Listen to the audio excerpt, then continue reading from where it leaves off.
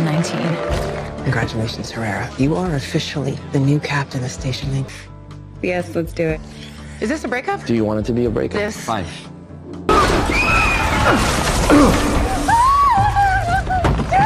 Hello, welcome to Moviemusters, episode 1 of season 7 of Station 19. This woman's work review. There will never be peace for Jack Gibson. On Station 19 season 7 episode 1.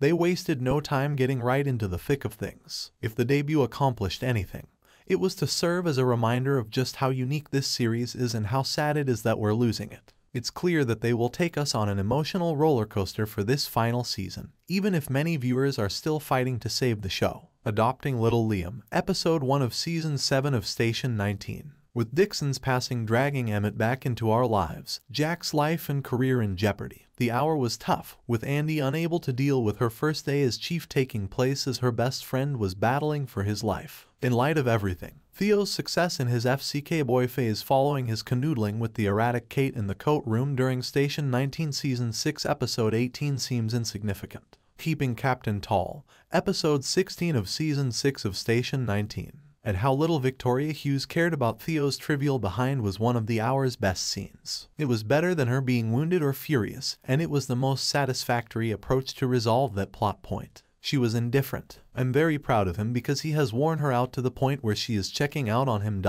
And for keeping her peace, I'm incredibly proud of her. Phillies addressed Vic. I'm all in on Vic making sure Theo doesn't take up more room in her life than he has to for the time being. Theo is no longer a priority, and I'm not sure whether that will stay that way for them. She felt conflicted about what he had to say, but she was also happy that they would be collaborating. My girl was unable to muster any compassion. Stepping Up Tall, episode 17 of season 6 of Station 19. I agree to receive targeted advertisements and emails. Theo Ruiz looked shocked. I will never get over this look in my head for the rest of the season. Life's too brief, and the world is dealing with far more serious issues than grieving over a gosh dang boy. Her Crisis 1 call served as the ideal example of that. How were you not sympathetic to Phillies? Yes, the woman at her tech firm was threatening to blow up everyone and keeping everyone hostage, but everyday sexism will drive a woman insane. I can't think of anyone more qualified than Fira Banks to speak with Phillies and calm her down. It was a fantastic call that simultaneously showed Vic's guts, compassion, and humanity. Station 19 season 6 episode 18. Vic has a drink, tall. The fact that Vic incorporates all of these attributes, which are sometimes denigrated or perceived as being too weak or even too feminine, is one of her greatest assets. She demonstrates why those attributes are so lovely and potent, and why they initially gave her her strength. But one may admire how those sequences involving these two women were filmed and staged. As they grew close over sexism and glass ceilings in their largely male fields, it was a wise decision for them to be separated by an actual glass wall. Similar, episode 1 of 911 season 7, Abandoned Ship Review. That glass wall separating them will break eventually, but the means by which it did so was what was cause for concern. If the case's nature and its connection to the show's unwavering and ongoing examination of sexism weren't clear enough, consider that Philly's rescue was made all the more impactful by the fact that Andy was handling the call. Maya rappelled her down to save her, and Vic put in a lot of work and almost got blown up in the process. Episode 1 of season 7 of Station 19. Captaincy in a Crisis Tall. If there is one thing we can learn from this series and its enduring impact, it is that women are complex, amazing, imperfect, powerful humans. The ladies of Station 19 are badass. We can overcome seemingly insurmountable hurdles on a regular basis and reach the other side. That was also somewhat evident with Natasha Ross. The news couldn't help but disparage her name and spread rumors about her in spite of everything that transpired during that floor collapse, including the deaths of Dixon and other people. The least of everyone's concerns should have been about who Natasha was sleeping with, working from the hospital bed of Station 19. However, I adored Ben Warren, who has always been the type to speak his views without reservation and make others uncomfortable. He once asked Sullivan whether he would be okay knowing that Ross would lose her job as a result of him. Even after all Ross had been through, it didn't seem like Sullivan was grasping this truth, especially when he became so fixated on her over their relationship. Warren, will everything work out for you? Sullivan, I didn't lose his job. Warren, you know, will it bother you knowing you're the one causing her to lose hers? Permalink, really, would it bother you that you're the cause of her losing hers? However, Ross is able to maintain her status while engaging in political maneuvering, since the mayor is more than happy to question the regulation itself rather than accuse Ross of infringing it. And he is correct that if we have two consenting adults in a relationship like this, the regulation is ridiculous. Bias has been the only motivation behind the attacks on Ross. Scandals all. First episode of Station 19 Season 7. They wouldn't pursue a man with such vigor, in particular a white man. But given Sullivan's insistence on the two of them being married, it appears that perhaps Natasha will find that all of this is worthwhile. She is correct when she says that Sullivan brings up marriage only after they are really close and have been through a difficult time together. He ought to formally pop the question to her on a Tuesday if he's really about this. Their conversation was endearing enough, so perhaps Station 19 will marry again. Station 19 Love You, Love Me, Season 6 Episode 18. Like Vic, Andy Herrera had far too much on his plate to worry about unimportant things like that. Even though Theo is probably going to be a little upset with her for winning the leadership, the knowledge that Maya had moved on from it was a comfort. Maya, you need to be tough in addition to being strong.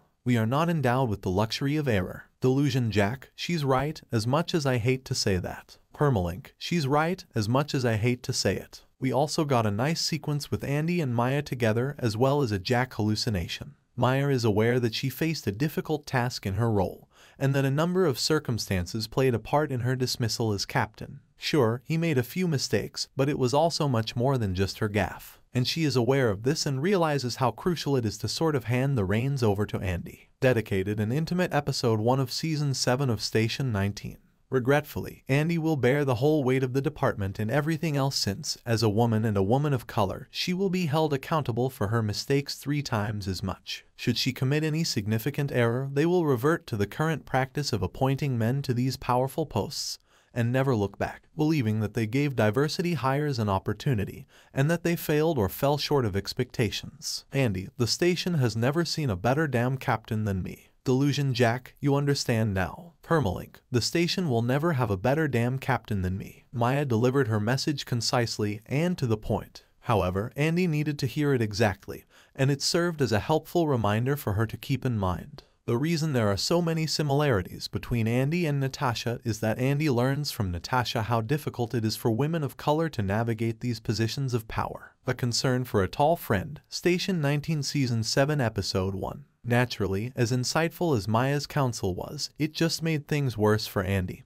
who was already struggling with doubt and fears. Despite her strong belief that she deserves this, the imposter syndrome will never go away. Related, Good Trouble series, What Comes After. Jack was the manifestation of her subconscious, scrutinizing her actions and taking apart everything she was most insecure about. Travis Montgomery's plot was undoubtedly the sexiest and hottest of all the ones crammed into an hour, but it was also the least compelling.